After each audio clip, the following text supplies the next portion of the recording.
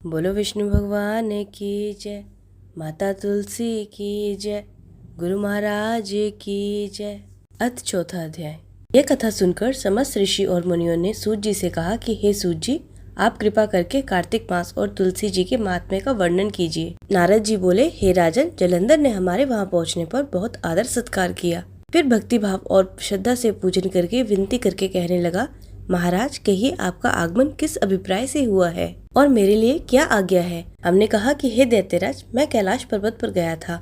वहाँ पार्वती सहित शिव, अवधूत और उनका वैभव देखकर मैं चकित रह गया। अब तीनों लोगों का भ्रमण करते हुए मैंने यहाँ आकर आपकी समृद्धि भी देखी है। आपकी और शिव की समृद्धि और वैभव में किसी प्रकार का कोई अंतर नजर नहीं आया। केवल तुम्हारा वैभव स्त्री रहित है। कामदेव के शत्रु राग रहित अंग पर भस्म लेपन करने वाले शिवजी के पास स्त्री रत्न के रूप में पार्वती जी है। ये माना कि तुम्हारे पास भी अनेक सुंदर स्त्रियां हैं, परंतु उनमें से एक भी स्त्री ऐसी नहीं जिसकी तुलना पार्वती जी से की जा सके। अतः आपका स्त्री रहित ये अधूरा वैभव देखकर यही निश्चित हुआ है कि शिव के समान सारे ब्रह्मांड में किसी का वैभव नहीं है। उनके पास एकमात्र पार्वती ऐसी स्त्री है जिसको देखकर ब्रह्मा जी ने अनेक अप्सराएं रचाई, परंतु एक भी पार्वती के समान नहीं है।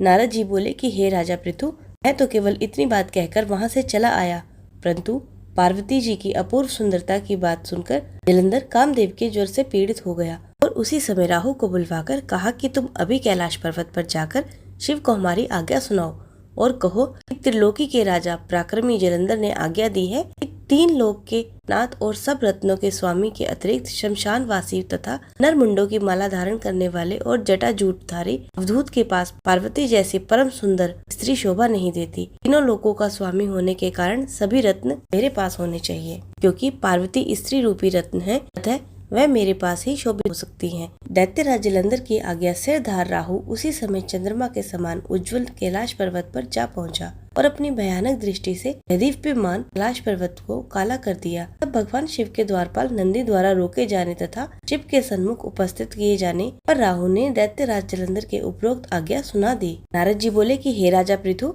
राहु की ये बात सुनते ही श्री महाशिव की दोनों भुक्टियां कमान के समान तन गई। अब उनकी भौं से एक अति भयंकर पुरुष उत्पन्न हुआ, जो सिंह के समान मुंह वाला था। उसके लाल लाल अग्नि के समान विकराल नेत्र थे और उसके सारे शरीर पर बड़े बड़े बाल खड़े हुए थे। उत्पन्न होते ही विकराल भयंकर मुंह फैलाकर राहु को खा जाने के लिए आगे बढ़ा। राहु भयभीत होकर कहने लगा कि हे देवों के देव महादेव जी, एक तो मैं ब्राह्मण हूँ और दूसरा दूध, अतः आप कृपा करके मुझे मत मारिए। राहु की यह बात सुनकर भगवान शंकर ने उसको आकाश में फेंक दिया। तब वह भयंकर पुरुष राहु को छोड़कर शिवजी के पास आया और अनन्य विनय करके बोला, मैं भूखा हूँ, कृपा करके मुझे कुछ खाने को दीजिए। तब शिवजी ने कहा कि तुम अपने हाथ पैरों को खाओ। शिव की आज्ञा पाते ही वह अपने हाथ पैरों सहित सारे धड़ को खा गया। जब केवल मुख ही शेष बचा, भगवान शंकर ने प्रसन्न होकर कहा, हमने मेरी आज्ञा का पालन किया है, इसलिए तुम्हारा नाम कीर्ति मुक्त नाम से प्रसिद्ध होगा और आज से मैं तुम्हें अपना द्वारपाल नियुक्त करता हूँ। पहले पूजा तुम्हारी होगी, बाद में हमारी। तुम्हारी पूजा के बिना हमारी पूजा निष्फल रहेगी। उधर राहु आकाश से बर्बर देश में जाकर गिरा। राहु की ऐसी दशा सुनकर जलंधर अत्यंत क्रोधित हुआ और दैत्यों की 1 करोड़ सेना लेकर अपने पुर से ज्यों ही बाहर निकला, सामने से एक आंख वाले शुक्राचार्य और अंग भंग राहु को आते देखा। इसके अतिरिक्त और भी अनेक अपशकुन हुए, परंतु यह देखकर भी वह नहीं रुका। तब वह अपार दैत्य सेना सारे आकाश तल में बादल की भांति छा गई। जब देवताओं ने दैत्यराज जलंधर को अपार सेना सहित कैलाश पर चढ़ाई करते देखा तो चुपचाप उसकी सूचना शिवजी को दे दी। खबर पाते ही शिवजी महाराज ने ज्यों ही विष्णु भगवान का स्मरण किया, तत्काल स्मरण करते ही उपस्थित हो गए। शिवजी ने कहा कि हे भगवान, अपने देवताओं को पीड़ा देने वाले इस महादैत्य को क्यों नहीं मारा? इतना ही नहीं, आप स्वयं श्री लक्ष्मी सहित उसके घर विराजमान हो गए। आखिर इसका क्या कारण है? तब विष्णु भगवान ने उत्तर दिया कि यह महादैत्य आपके अंश से उत्पन्न हुआ है और फिर लक्ष्मी जी का भाई है, इसी कारण हमने इसको नहीं मारा। वस्तु यह महादैत्य आपके ही हाथ से मारा जाएगा। भगवान विष्णु की यह बात सुनकर शिवजी ने कहा, यह तेजस्वी दैत्य हमसे भी नहीं मारा जाएगा, अतः इसको मारने के लिए आप अपना तेज देने की कृपा कीजिए। शिव के वचन सुनकर श्री विष्णु भगवान सहित समस्त देवताओं ने अपना अपना तेज दे दिया। तत्पश्चात शिवजी महाराज ने इस तेज को इकट्ठा करके ज्वालामाली सुदर्शन चक्र और एक वज्र बनाकर जलंधर से युद्ध करने के लिए तैयार हुए। शिवजी के भूतगणों की सेना में समस्त देवतागण भी सम्मिलित हो गए। उधर जलंधर अपनी सेना सहित कैलाश के समीप जा पहुंचा और इधर कीर्तिमुख, नंदी आदि समस्त देवताओं की सेना भी युद्ध क्षेत्र में आ डटी। इसके पश्चात देवताओं और जलंधर का ऐसा घोर संग्राम हुआ कि जिससे समस्त भूमंडल कंपायमान हो गया। युद्ध के मैदान में जितने दैत्य मरते, दैत्य गुरु शुक्राचार्य उन्हें अपनी संजीवनी विद्या से जीवित कर देते। यह दृश्य देख भूतादि गणों ने शिवजी के समीप जाकर उनसे संपूर्ण वृतांत कहा। अब शिवजी ने कंदरा के समान मुख वाली महाभयंकर कालजंगा नामक एक कन्या को अपने मुख से उत्पन्न किया। वह कन्या हुंकार मारकर दैत्यों को अपने मुख में डालती हुई श्री शुक्राचार्य जी को भी उठाकर आलोप हो गई। अब शिवगण निर्भय होकर दैत्य सेना को बुरी तरह मारने लगे। गणों की इस मार्ग से व्याकुल होकर दैत्य सेना भाग खड़ी हुई। दैत्य सेना को इस प्रकार भागते देखकर जलंधर के सेनापति शुंभ, निशुंभ और कालनेमी ने आगे बढ़कर देव सेना पर प्रत्याक्रमण कर दिया। देव सेना दैत्यों की मार से विचलित हो उठी। गणेश और शुंभ का महाघोर संग्राम हुआ। इस समय दैत्यों को पराजित होते देख जलंधर स्वयं युद्ध क्षेत्र में आ गया। उसे देख देव सेना की ओर से वीरभद्र ने जलंधर पर अनेक प्रहार किए। तब जलंधर ने क्रोधित होकर अपना परिघ उस पर दे मारा और उसके रथ का ध्वजा काट दिया। फिर देव सेना पर भयंकर बाण वर्षा करके उसमें भगदड़ मचा दी। अपनी सेना की यह दशा देखकर स्वयं शिवजी ऋषभ पर सवार होकर युद्ध क्षेत्र में आए और उन्होंने तीव्र बाणों की वर्षा प्रारंभ कर दी। शिवजी के प्रहारों से दैत्य सेना इस प्रकार भागने लगी जैसे कार्तिक मास के व्रत से पाप समूह भाग जाते हैं। उसी समय शिवजी ने अपने बाणों से खड़गरोमा का सिर काटकर पृथ्वी पर गिरा दिया। इसके पश्चात ज्यों ही जलंधर आगे बढ़ा, शिवजी ने उसके रथ के घोड़ों तथा सारथी को मार गिराया। तब जलंधर खड़ग हाथ में लेकर पैदल ही शिवजी की ओर दौड़ा। शिवजी ने तत्क्षण आगे बढ़कर एक मुक्का उसकी छाती में मारा, जिससे दैत्य विहल हो गया। इस प्रकार जब जलंधर ने देखा कि शिवजी अजय है, तो उसने गंधर्व माया रची। गंधर्व तथा अप्सराएं युद्ध क्षेत्र में नृत्य और गायन करने लगी। शिवजी भी इस माया में फंसकर नाचने और गाने लगे। शिवजी को इस माया में फंसा देखकर जलंधर महादेव जी का रूप धारण कर पार्वती जी के पास गया और उनका सुंदर रूप देखकर कामांध हो गया। पार्वती जी शिवजी को आया देखकर खड़ी हो गई, परंतु तुरंत ही इस राक्षसी माया को समझकर वहां से अंतर ध्यान हो गई। निराश जलंधर पुनः युद्ध क्षेत्र में आ गया। उधर जलंधर के चले जाने पर पार्वती ने यूं ही भगवान विष्णु का स्मरण किया। वे तत्काल उपस्थित हो गए और उन्होंने जलंधर के शीघ्र मारे जाने का आश्वासन दिया। फिर विचारने लगे कि जलंधर ने स्वयं ही अपनी मृत्यु का रास्ता बता दिया है। यह दुष्टा वृंदा के प्रतिव्रत धर्म के कारण ही नहीं मर रहा है। अतएव देवताओं तथा अपने भक्तों की रक्षा करने के लिए हमको ही वृंदा को धर्म से डिगाने का घोर कर्म करना पड़ेगा, क्योंकि ऐसा किए बिना यह दुष्ट नहीं मरेगा। इतनी ही देर में शिवजी भी राक्षसी माया से मुक्त हो गए और जलंधर को आया देख उस पर बाण वर्षा करने लगे। उधर वृंदा ने स्वप्न में देखा कि उसका पति समस्त अंगों में तेल लगाकर नंगे शरीर भैंस पर सवार होकर प्रेतों के साथ दक्षिण दिशा की ओर जा रहा है। यह स्वप्न देख वृंदा अत्यंत चिंतित हुई। महल, अटारी, गौशाला तथा वाटिका आदि कहीं पर भी उसे विश्राम नहीं मिला। तब वह एक वन से दूसरे वन जा पहुंची। वहां उसने सिंह जैसे मुख वाले 2 राक्षस देखे। उन्हें देख वह सहसा भयभीत हो गई और एकदम वहां से भाग खड़ी हुई। आगे जाकर उसने एक तपस्वी और उसके शिष्य को देखा, उनसे अपनी रक्षा की प्रार्थना की।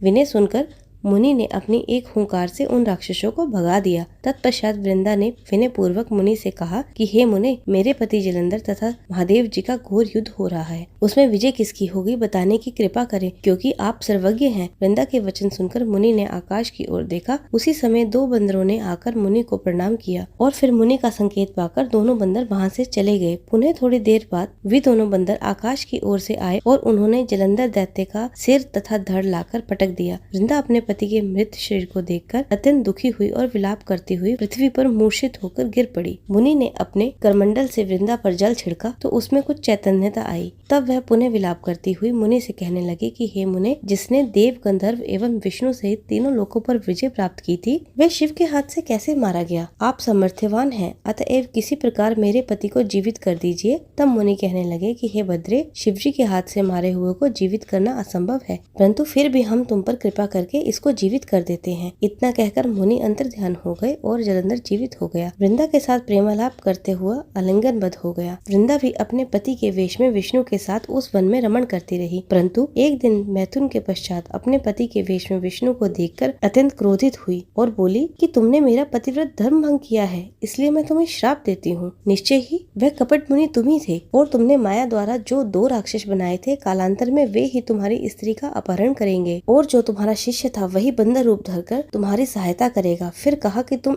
इसी समय शिला रूप हो जाओ। नारद जी बोले कि हे राजा पृथु, भगवान विष्णु ने देवताओं तथा अपने भक्तों के मनोरथ सिद्धि के लिए यद्यपि पतिव्रता वृंदा का शील भंग किया, तथापि मन ही मन में अत्यंत दुखी हुए और बोले, हे वृंदे, तुम्हारे श्राप को मैं ग्रहण करता हूँ। मैं अवश्य शिला रूप हो जाऊंगा, परंतु तुम भी वृक्ष रूप होकर मुझको ही प्राप्त होगी। उसी समय वृंदा अपने पति के चरणों का ध्यान करके विष्णु के मना करने पर भी अग्नि में प्रवेश कर गई और विष्णु वृंदा का स्मरण करके उसकी चिता भस्म पे लौटने लगे। नारद जी कहते हैं कि हे राजा पृथु, उधर युद्ध क्षेत्र में जलंधर दैत्य ने शिवजी को अति बलवान समझकर राक्षसी माया द्वारा पार्वती बनाई और उसे मारने लगा। उसकी इस माया को देखकर शिवजी नीचे मुख करके बैठ गए। यही उचित अवसर जानकर जलंधर ने शिवजी पर अनेक बाणों से प्रहार किया। इस प्रकार शिवजी को संकटग्रस्त देखकर भगवान विष्णु तत्काल वहां आए और उन्होंने राक्षसी माया का शिवजी को बोध कराया। तब सचेत होकर शिवजी ने अत्यंत वेग से दैत्यों पर भयंकर बाण वर्षा प्रारंभ कर दी, जिससे भयभीत होकर शुंभ और निशुंभ युद्ध में भाग खड़े हुए। तब शिवजी ने उनको श्राप देते हुए कहा, क्योंकि तुम युद्ध क्षेत्र से भाग रहे हो, इसलिए तुम पार्वती के हाथ से मारे जाओगे। इधर जो ही वृंदा का पतिव्रत धर्म भंग हुआ, जलंधर का बल समाप्त हो गया और भगवान विष्णु ने सुदर्शन चक्र अपने तेज सहित शिवजी को दे दिया। तब शिवजी ने विष्णु के तेज के साथ अपना ऋषियों के तप तथा पतिव्रता स्त्रियों के तेज मिलाकर जलंधर पर छोड़ दिया, जिससे जलंधर का सिर कटकर भूमि पर गिर गया। सिर और धड़ अलग होते ही जलंधर का तेज शिव में तथा वृंदा का तेज पार्वती में समा गया। उधर विष्णु वृंदा की चिता भस्म में लौटने लगे। तब देवताओं ने शिवजी की स्तुति कर उनसे कहा कि हे महादेव, जलंधर को मारकर आपने हम लोगों को महान उपकार किया है, परंतु एक अनर्थ हो रहा है। वृंदा के पतिव्रत धर्म से मोहित होकर भगवान विष्णु निरंतर उसकी चिता भस्म पर लौट रहे हैं। अतएव कृपा करके इसके लिए भी कोई यत्न कीजिए। तब शिवजी बोले कि हे देवताओं, तुम सब भगवान की योग माया शरण में जाओ, वही इस संकट को हरेगी। तब समस्त देवता योग माया की शरण में जाकर स्तुति करते हुए बोले, हे देवी, आप संपूर्ण जगत की उत्पत्ति, पालन तथा नाश करने वाली, सतोगुण, रजोगुण तथा तमोगुण आप से ही उत्पन्न हुए हैं। आपकी माया को स्वयं ब्रह्मा भी नहीं जानते, ऐसी देवी को हमारा नमस्कार है। जिसके भक्तगण अनादर तथा मोह को प्राप्त नहीं होते, ऐसी मूल प्रकृति को हमारा नमस्कार है। उस समय देवताओं ने एक तेज देखा और आकाशवाणी सुनी कि रजोगुण, सतोगुण और तमोगुण रूप गौरी, लक्ष्मी और सरस्वती में ही है। इन्हीं तीनों रूपों से तुम्हारी कार्य सिद्धि होगी, अतएव तुम उन्हीं की आराधना करो। फिर उन तीनों देवियों ने प्रकट होकर 3 बीज दिए और कहा कि इन तीनों बीजों को जहाँ पर विष्णु है वहाँ बोकर अपना कार्य सिद्ध करो। देवताओं ने तीनों बीज को ले जाकर जहाँ वृंदा की चिता पर विष्णु लौट रहे थे जाकर बो दिए। उन तीनों बीजों से 3 वृक्ष उत्पन्न हुए। रजोगुण सरस्वती से आंवला, तमोगुण गौरी से तुलसी और सतोगुण लक्ष्मी से मालती। श्री लक्ष्मी जी ने अपना बीज ईर्ष्या युक्त होकर दिया था, इसलिए मालती भगवान की पूजा में निंदित तथा आंवला और तुलसी भगवान को अति प्रिय हुई। इस प्रकार वृंदा ने वृक्ष रूप होकर भगवान शालिग्राम से संयोग किया। इसी कारण कार्तिक के उद्यापन में भगवान की पूजा तुलसी के मूल में होती है। नारद जी कहते हैं कि हे राजा पृथु, जिस घर में तुलसी का वृक्ष होता है उसमें यमदूत कभी नहीं आते। नर्मदा तथा गंगाजल और तुलसी का पूजन, ये तीनों कार्य समान है। मनुष्य चाहे कितना भी पापी क्यों ना हो, जिसके प्राण मंजरी सहित निकलते हैं वह पाप मुक्त होकर सीधा बैकुंठ को जाता है। जो मनुष्य अपने पितरों का श्राद्ध तुलसी और आंवले की छाया में करता है उसके पितृगण मोक्ष को प्राप्त हो जाते हैं। जो मनुष्य कार्तिक मास में रुद्राक्ष की माला तथा आंवले की छाया में भोजन करता है वह धर्म, अर्थ, काम तथा मोक्ष को प्राप्त होता है। हे राजा पृथु, तुलसी और आंवले का महात्म्य स्वयं ब्रह्मा जी भी कहने में असमर्थ हैं। जो कोई श्रद्धा भाव से इस कथा को पढ़ता अथवा सुनता है वह अंत काल में मोक्ष को प्राप्त होता है। बोलो भगवान विष्णु की जय, माता तुलसी की जय। तुलसा जी की आरती। तुलसा महारानी नमो नमो, हर की पटरानी नमो नमो, तुलसा महारानी नमो नमो, हर की पटरानी नमो नमो। कब मेरी तुलसा जन्म लिया, कब हुई पटरानी नमो नमो, तुलसा महारानी नमो नमो। सावन महीने तुलसा जन्म लिया, कार्तिक में हुई पटरानी नमो नमो, तुलसा महारानी नमो नमो। जब मेरी तुलसा हुई सपतरी, तैनू पूजन बामन खतरी, तुलसा महारानी नमो नमो, हर की पटरानी नमो नमो। जब मेरी तुलसा चढ़ी चवारे, श्याम सुंदर नु वाजा मारे, तुलसा महारानी नमो नमो, हर की पटरानी नमो नमो। जद मेरी तुलसा लैया लावा, श्याम सुंदर ने विलैया लावा, तुलसा महारानी नमो नमो, हर की पटरानी नमो नमो। जब मेरी तुलसा बैठी डोले, सारी संगत हर हर बोले, तुलसा महारानी नमो नमो, हर की पटरानी नमो नमो। श्री ब्रह्मा जाइए नमो नमो, श्री कृष्ण भी आइए नमो नमो। बोलो तुलसी माता की जय, बोलो विष्णु भगवान की जय।